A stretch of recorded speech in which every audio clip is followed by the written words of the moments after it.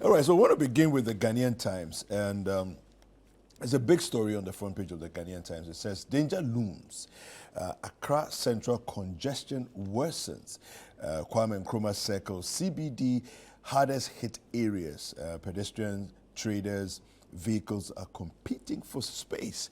And there's a very ugly photograph here depicting the mess in which we find us. And our story is on page 9 of the Ghanaian Times. I'm going to go right into it and give you a bit of what it's saying here. Now, Accra Central Congestion worsens, and the story here says is by Anita Nyako Nyurinchi and Precious Nyako Boachi.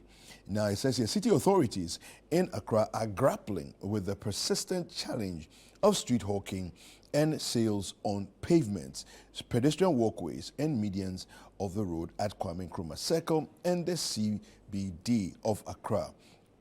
Now, despite previous attempts by the assemblies to curb these activities, traders continue to sell wares such as foodstuffs, cosmetics, jewelries, and footwear at these undesignated places. Besides the evident congestion, their activities also contribute to the destruction of green grass and flowers planted at the Kwame Nkrumah Circle and the CBD, intended for the beautification of the city. Additionally, the drainage systems in the affected areas are choked due to indiscriminate dumping of rubbish, while the activities of the traders are contributing to vehicular congestion, particularly in the CBD. Apart from the traders, the truck pushers and the loading boys are contributing to the congestion and unsanitary conditions in the CBD, especially at their various sleeping places in the city center. Now, Sames, the CBD here is referring to the UTC Accra Central Rollins Park area. That's referring to a CBD. So it's that area and then the Kwame Nkrumah Circle areas that it's looking at. What do you make of where we find ourselves? Because there's always been attempts at, you see people with whips and, walking down the streets, trying to man the place and keep control. Then all that disappears and then everybody just comes back into it. What can we do to permanently fix this situation? We need to take a decision of what we want Accra to look like. I think we all have to take a decision. And even in this regard, it's not restricted to Accra alone. Yeah. All the urban places in the country. There's a script that is used by most countries in keeping urban areas clean. I mean, you don't need to travel to a conference in Asia or anywhere to know that. You can even go on the net and you know what it's all about. Worst case, you can watch a movie and see how it's done elsewhere. Yeah. And we need an intersectorial collaboration to get this done. I like it when the mayor or the regional minister drives it, okay? Yeah. Because that's leadership. And we have seen loads of that from the Greater Accra regional minister, no two ways about that. But the failure is an indication not of a failure of his leadership, but a failure of collaboration. Okay. Because you see, there's the way people conduct themselves. There's the mindsets of people. There's cultural nuances in these things. People are used to life in a certain way, and they think that is the way to go. Okay, there's a bit of education and constantly educating people. And if we don't find a way of the hub and spoke putting all these things to fit into that puzzle, one effort or a solo effort will be in futility, which is what we are seeing. And the pain for me is that at times we spend so much money trying to get these things done. I mean, so much money getting people on the streets to stop people from making Accra dirty. it doesn't. It's not sustainable as we can see now. Okay, No, it's not. what is the police doing? Yeah. What is the police? What is the law doing? What are the courts doing? What are the hygiene inspectors doing? What are the district assemblies doing? Yeah. Okay, how do we put all together to be able to find a perfect solution to this? I think that's where we have failed, and we can go round and round in circles. The weekend, I was in Accra Central, and I'm not talking about the Central Business District. Okay. I'm talking about the Accra. Okay. Yeah. Now, I drove past, very much so, thank you very much. I drove past post office through Akotolante area, all the way through Agbado, all the way through to Kolebu. And then I looked on both sides of the Kole Lagoon, and it was a pitiful sight. Yeah. And I'm asking, over years, governments come in, governments go. Yeah.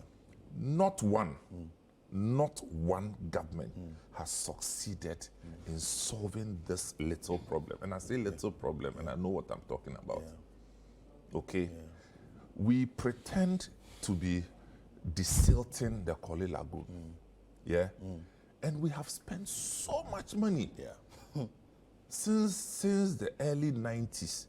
If you go back and check how much money we have sunk into this so-called desilting the Kole Lagoon, you'll be shocked. It's so much, it's enough money to build an entire city, I'm telling you. But what's the point in desilting a lagoon where there are no measures to stop people from dumping into the lagoon? Yeah. So we are desilting, but you can keep on dumping. And while you dump, there are no repercussions for wrongdoers. Yeah. Settlements around the lagoon, and I'm talking about illegal settlements, Yes. no politician has had the strength, the willpower to stop it, because you lose votes. And then we pretend we want Accra to be congested. Yeah. How do you decongest an Accra where every commercial entity is placed in the same Accra? Yeah. What is happening to Dodowa? What is happening to Adan? What is happening to other places? Yeah. This is how you decongest, by redirecting commercial activity out of the place. But you don't keep pounding commercial activity and pretend that you are surprised that the place is congested. The place will be congested. Okay, and if it's congested, people will find ways of making their lives, go to Accra in the night. You'll be shocked. People are sleeping on the porches of shops.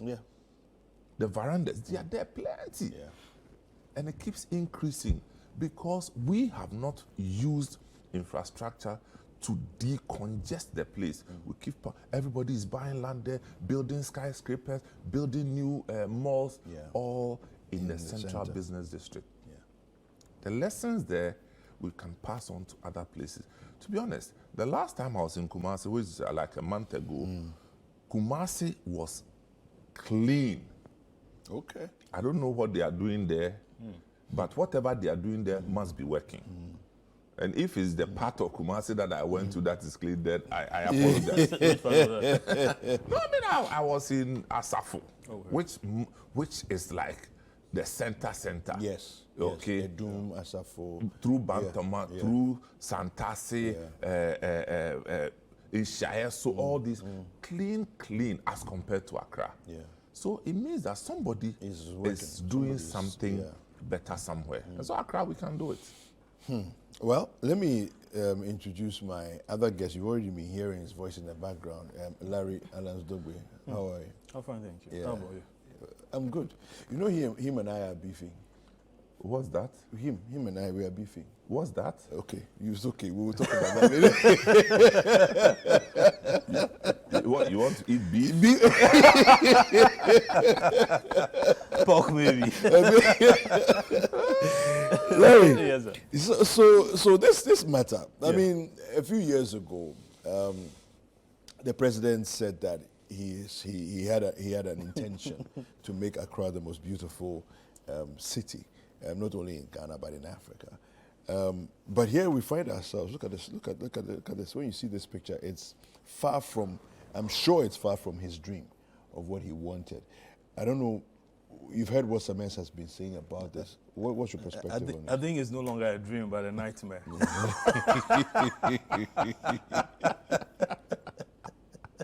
Oh man. It's no longer a dream, but a nightmare. Yeah. You know, you just don't talk, first of all. Yeah. Someone has said a lot of things, but to your question, you just don't talk. There are things you need to put in place before you make such bold statement. Okay? I mean, get your city planners talking. Yeah. That what do we do, as he said, to move people out of here? You don't keep industry and people together. And not just that, animals have joined. Yeah. You'll be shocked that it's a free-for-all. Yes, really. you're driving on the, let's say, the graphic road, and you are, competing for space, okay, Yeah. with cows. You don't do that. Yeah. And there's a refuse heap that you also have to meander. There's a bad road that you have to take care of. It's a very, very, very, I'm short of adjectives. But you can't run a country like that. Yeah. Okay. So, and then yeah, go ahead. added to that is the joblessness that we have to take care of. How many students do our universities churn out yearly? Secondary school, I mean, we are having to, pass students through this free SHS thing. And at the end of the day, what jobs are we creating? So everybody it's spilling into the streets. Exactly. You're competing To sell with chewing gum. traders. Yeah. to sell tissue paper. A while ago, when I was coming, I saw a lady who was carrying her baby, about, let's say, 5-year-old baby, fully dressed in school uniform. And this lady is hawking tissue paper. I'm sure she's just doing this, and then Before she goes to school. you get it. And this, I mean, It's tough. and there are many such stories. So it's about joblessness. It's about hopelessness. It's about lack of planning. The district assembly concept is just there. Okay, and we are proud to talk about it. That we are the country with the best, concept of district assembly, local governance, whatever makeup.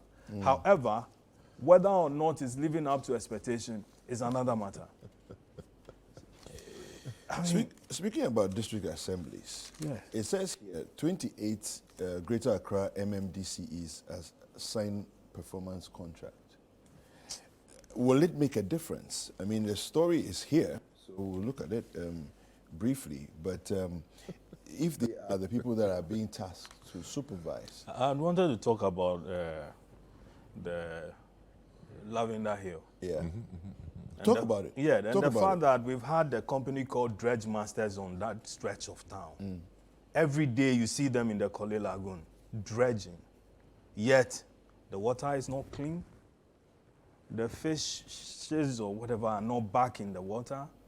Okay, it still No, but remains nothing can the live in the water as it is. Oh. Oh, it used to be. I recall I had an uncle in Mamprobi, Kolebuda area, that we used to visit in the 80s into the early 90s and so on. And you could be home around the Jufo Jano, that area. And you could be home and they are bringing you, this tiny tilapia. And say that, it's from the Kole Lagoon. But this is... David, did you know you for that? No, I don't. Yeah, you know. I don't. No, that's the Tuesday market in College. Oh, okay. Yeah. Yes, okay. I know Tuesday Near markets. your Yes, church. yes. Yeah. Okay. I know Tuesday market. And at the time, Kolebu and that whole area used to be very beautiful, neat, clean. Okay? No, there's something There's wrong something with wrong us. with us. Yeah. Because how we can destroy a natural beauty Yeah. of this nature, Yeah. I mean, I don't get It's it. difficult to And understand. we talked about Mudo. Yes. We're talking about The Moodle. recycling. Government pumped money into that project, saying that it was a partnership between private sector and then the state. Zilch, we haven't gotten anything. I mean, Mudo is actually the name of an area in Accra. So it was named after Mudo. Yeah, I mean, look, we need to get serious with this. Yeah. Trust me. I think we need to start measuring our performances based on the outcomes, not based on our intention and based on how much money we've put into And the politics. Yeah, If the person politics can deliver, he has can't. overshadowed it. Look, we have Accra, the city of Accra itself, and we are not proud of it. No. We are not proud of it. The president said we want to clean Accra. Super. Now, what steps have we taken to do clean that? Accra? Yeah. Maybe they have spent money, but by this time we should check the outcomes Yeah. and know that we have failed. And we can't fail and clap for ourselves. No. But that's what we're doing, unfortunately. You know, we are happy that we are sitting in a field and nothing happens. Yeah. 2024 we are in. What do you call it? Police is on the streets more than ever before. Yes. Okay? The entire Christmas season, we did not record the same levels of criminal activities that, you know, this is the opportune time for us to start introducing spot fines. Sure. Yeah. You know what spot fines will do? It will help resource the police, okay? And it will dissuade people from misconducting themselves on the streets. Absolutely. Yeah. I'm sure that's better than the absolutely. emission tax, Yeah. isn't it? Well, yeah, I mean, look,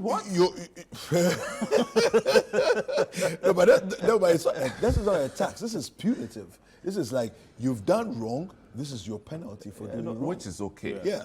And I agree with but that. why don't you, first of all, punish the one who is doing the wrong? Yes. You skipped the one doing the wrong, and you want to spread the outcomes of wrongdoing on everybody. Yeah. I mean, who does that?